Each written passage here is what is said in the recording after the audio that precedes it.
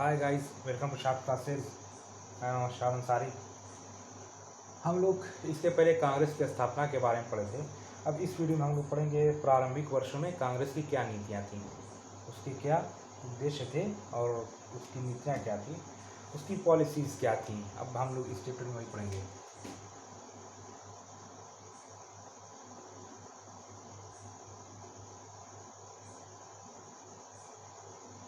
प्रारंभिक वर्षों में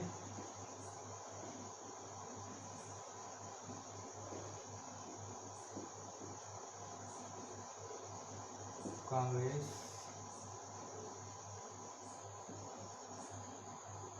की नीतियाँ।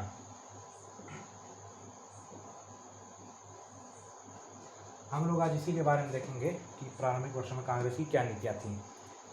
तो कांग्रेस पार्टी जो थी, ये एक राष्ट्रवाद को सृजित करने वाली पार्टी थी। इसी ने राष्ट्रीय आंदोलन में भाग लिया, इसी ने राष्ट्रीय आंदोलन को बढ़ावा दिया।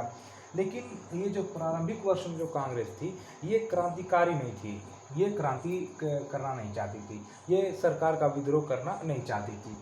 जैसे कि ये जो थी, ये सरकार के प्रति निष्ठावान थी और उसी के प्रति जो है वो सरकार को ईमानदार मानती थी और अपने हित में ही मानती थी। जैसे कि हम लोग देखें तो प्रारंभिक वर्षों में कांग्रेस की जो नीतियाँ थी वो निम्नलिखित नीतियाँ थी। जैसे नंबर 1 पर देख लिया जाए,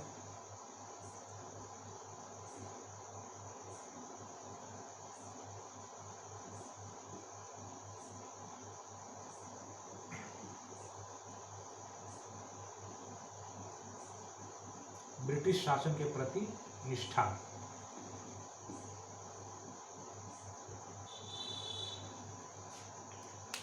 प्रारंभिक वर्षों में कांग्रेस के जो नेता थे, ये ब्रिटिश शासन के प्रति निष्ठावान थे। ये जो है सरकार को जो है ये उच्च कोटि के देशभक्त थे। जो प्रारंभिक वर्षों में कांग्रेसी नेता थे, वो सरकार के उच्च कोटि के देशभक्त थे। जैसे कि उसमें दादा भाई नौरोजी थे, उमेश चंद्र बनर्जी थे और यही सब थे उसमें।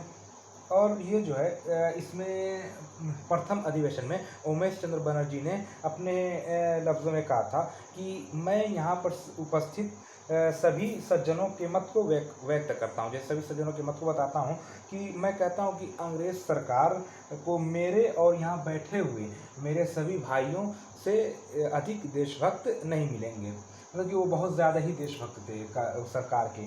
और और जो है दूसरे नंबर पर इसमें देखा जाए तो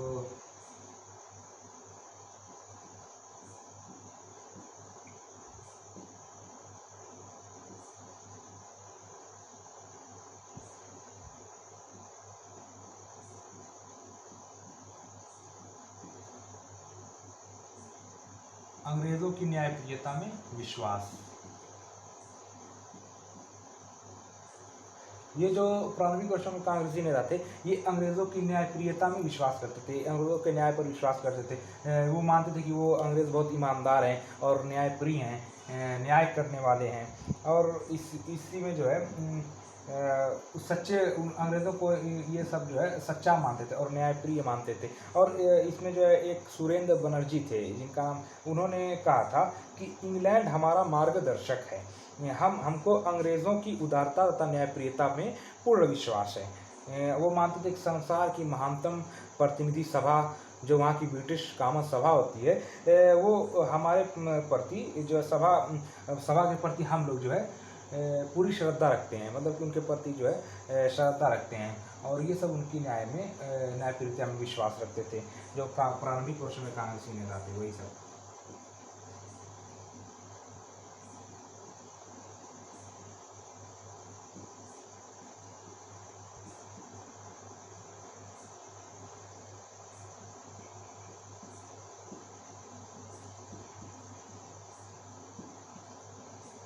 क्रमिक सुधारों में विश्वास।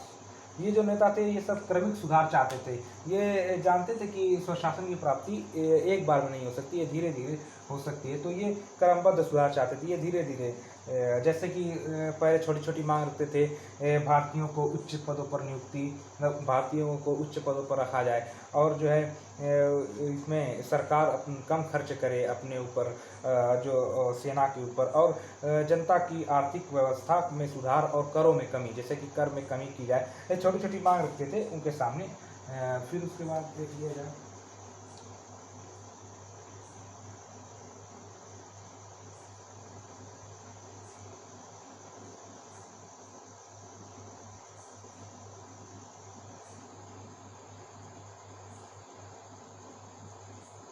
ब्रिटेन के साथ संबंध।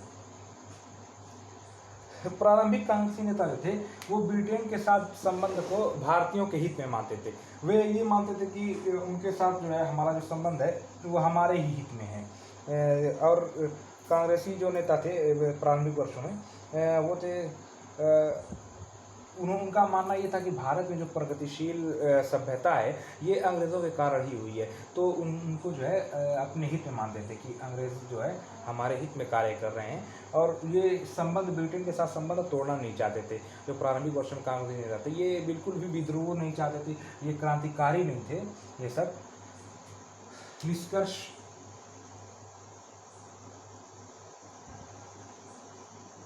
अगर निष्कर्ष में देखा जाए तो इस प्रकार ये सब इन सब बातों से ये लगता है कि जो प्रारंभिक अपनी स्थापना कांग्रेस जो है अपनी स्थापना के प्रारंभिक दिनों में राजनीतिक सुधार जो है संवैधानिक तरीके से चाहती थी। कांग्रेस के जो प्रारंभिक नेता थे वो जो है संवैधानिक तरीके से अपने राजनीतिक सुधारों को चाहते थे, और इनको जो है अंग्रेज़ों की न्यायप्रियता और न्यायशीलता पर विश्वास था, पूर्ण विश्वास था। इन्होंने शुरुआत में धीरे चलो की नीति अपनाई, और जो है लेकिन ये तथ्य है कि कांग्रेस ही एक ऐसी संस्था थी जो बाद में चलकर क्रांतिकारी हो गई, और इसी ने राष्ट्रीय आंदोलन का जो है राष्ट्रीय आंदोलन में पूर्ण सहयोग दिया। इसी के नेतृत्व में राष्ट्रीय आंदोलन सफल हुआ था। जैसे कि उसमें अब हम लोग नेक्स्ट वीडियो में पढ़ेंगे कांग्रेस की नरमपंथी शाखा और उसकी क्या नीतियाँ थी। जैसे कि कांग्रेस जो है ये दो भागों में बट गई थी, एक थी उदारवादी और एक थी उग्रवादी। तो उदारवादी शाखा के बारे में कल हम लोग डिस्कस करेंगे। ये थे प्रारंभिक वर्षों में कांग्रेस की नीति। थैंक यू दोस्तों।